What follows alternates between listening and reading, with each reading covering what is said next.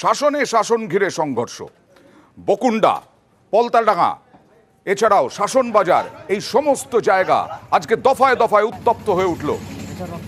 নওশাদ সিদ্দিকীর আজকে street corner ছিল,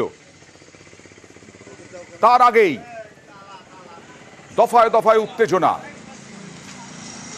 মারামারি, আর তারপরে তৃণমূলের পার্টি অফিস ভাঙচুরের অভিযোগ আইএসএফ এর বিরুদ্ধে। আবার আইএসএফ এর অভিযোগ অস্বীকার, তৃণমূলের অভিযোগ অস্বীকার, আইএসএফ এর ওপর হামলার অভিযোগ। আইএসএফ এর টিএমসি মারামারিতে জখম 3 থেকে 4 জন।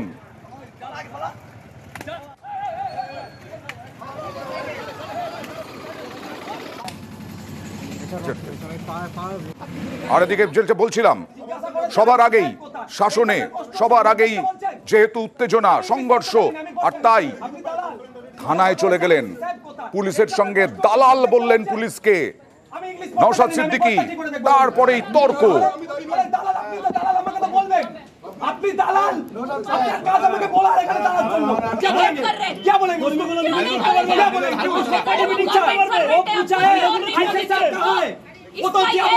প্রশাসনের গাফলতি ব্যর্থতার জন্য আজকে আমরা এই প্রোগ্রাম করতে পারলাম না।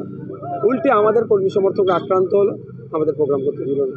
আইপিএস র্যাঙ্কের অফিসারও আছেন, তাদেরকে জানিয়েছি, তারা নোট ডাউন করেছে, অভিযোগ দায়ের করছে, তারা আমাদের ইনশিওর করেছে যারা এই অশান্তি করছে, যারা এই সমাজ বিরোধী কাজ করেছে, গণতন্ত্রের উৎসবের বিরুদ্ধে যারা কাজ করছে, তাদের বিরুদ্ধে কঠোর ব্যবস্থা নেবে।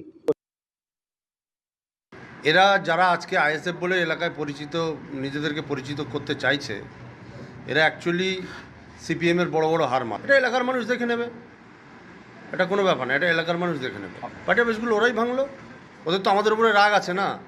বিজেপি যে পলিটিক্সটা করছে সেটা দেখে দেখে ওরা কপি করছে।